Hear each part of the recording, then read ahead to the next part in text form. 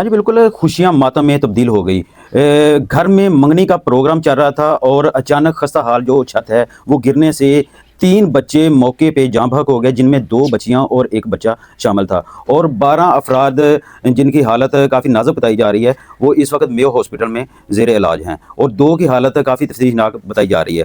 اور اس وقت میں اس گھر میں پٹھان کالونی کے اس گھر میں موجود ہوں جہاں پہ یہ وقوع پیش آیا ہے، اور میرے ساتھ اہل خانہ اور علاقے کے موذین موجود ہیں. آئیے ان سے بات کرتے ہیں. جی بھائی بتائیے گا کہ یہ واقعہ کس طرح پیش آیا؟ سر یہ ہمارا گھر میں منگنی کا پروگرام چل رہا تھا، تو ہمارا سارا رشتہ دار ادھر آ گیا گھر پر. تو ہم نے کہانی کا سسٹم شروع کیا. جب کہانی کا پروگرام شروع ہو گیا، سارا بچے اندر بیٹھا تھا اور بڑی بھی تھی، تو اوپر سے چھت گر گیا. جب چھت گر گیا تھا تو اس میں 3 بچے فوت ہو گئے موقع پہ، اور جو 12 ہے وہ زخمی ہے.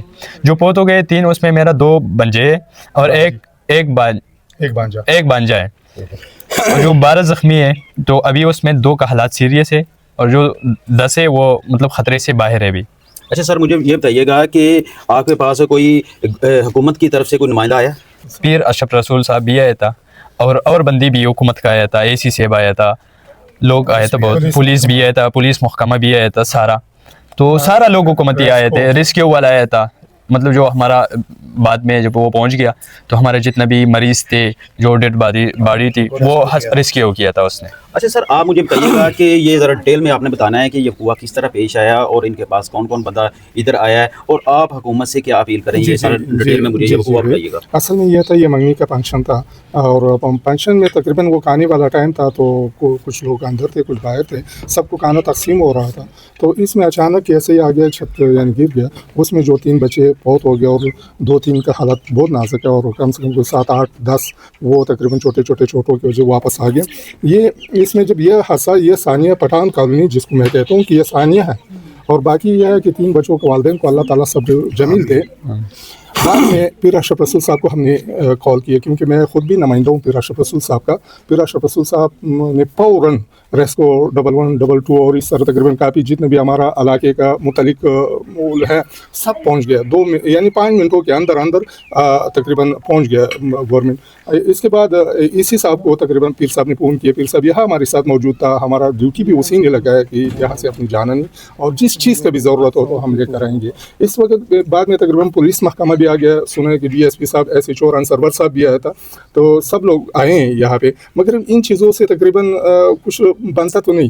اس علاقے کے مقامی یعنی اس علاقے کی طرف سے یہ میں کہتا ہوں کہ یہ ہم سب پہ فرض ہے، کیونکہ ہم سب پاکستانی ہیں یہاں پہ، ہم سب بھائی ہیں ایک دوسرے کا. ہم یہ ہے کہ ہم آپس میں یہ جو بھی مصیبت ہو ہم شیئر کریں تو بہتر ہوگا، کیونکہ ایک دوسرے پہ وہ وزن نہیں. پھر اس وقت میں ایک اپیل کرنا چاہتا ہوں پٹھان کالونی کی طرف سے کہ خدا را موجودہ حکومت سے، تو اس غریب آدمی کا جس پہ اتنا بڑا سانحہ تقریباً اس پر ہوا، تو اگر ہم ان کو پورا پاکستان بھی اگر گورنمنٹ دے تو اس کا کوئی ایسا غم تو نہیں، مگر تھوڑا سا اس کے سر پہ ہاتھ رکھا جا سکتا ہے. حکومت سے میں اپیل کرتا ہوں اس کا مدد کیا جائے، کہ یہ بول تو نہیں سکتے، یہ بول تو نہیں ہوگا، مگر تھوڑا سا یہ ہے کہ اس پر یہ غم جو ہے نا ہم تھوڑا سا تقریباً ہم آپس میں شیئر کریں. تو یہ بات ہے کہ میں آپ لوگوں کا، میڈیا والوں کا، تو آپ لوگ آئیں، یہ سب کا میں شکر گزار ہوں یہاں پہ، کیونکہ یہ ہم سب کا فرض ہے کہ اس بھائی کے ساتھ آج ہم سب دیں.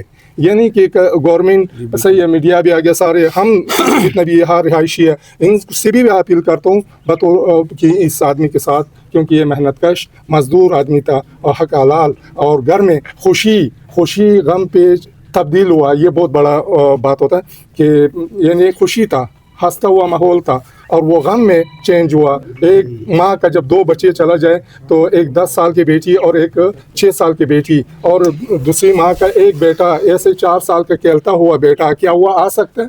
نہیں آ سکتا. کیا یہ چھوٹا غم ہوگا؟ اللہ تعالیٰ ان کو صبر دے. پھر یہ بات ہے کہ ہم سب پاکستانیوں کو اور ہم سب کو پر یہ فرض ہے کہ ہم ایک دوسرے کا ساتھ دیں اور ایک دوسرے کا مشکل میں آ جائیں، اور ہم سب. اچھا بھائی یہ بتائیے گا کہ آپ کا جو بھائی ہے اس کا نام کیا ہے، اور وہ کیا کام کرتا تھا، اور ٹوٹل بچے کتنے تھے ان کے؟ سر میرا جو بڑا بھائی ہے، جو جس کے بچے ہوئے، جس کے بچے فوت ہو گئے، یہ میرا چاچو کا بیٹا ہے. اچھا. تو اس کا وہ رکشہ چلاتا ہے. ٹوٹل بچے کتنے ہوتے ہیں؟ اس کا ٹوٹل بچے 4. ٹھیک ہے. اچھا سر، آپ کیا بولیں گے، آپ کیا اپیل کریں گے کہ ان کا کیا ہونا چاہیے؟ جی السلام علیکم. میری صرف اللہ کے بعد آپ میڈیا والوں سے گزارش ہے، کیونکہ ان تک یقین نہیں آنا کسی نے.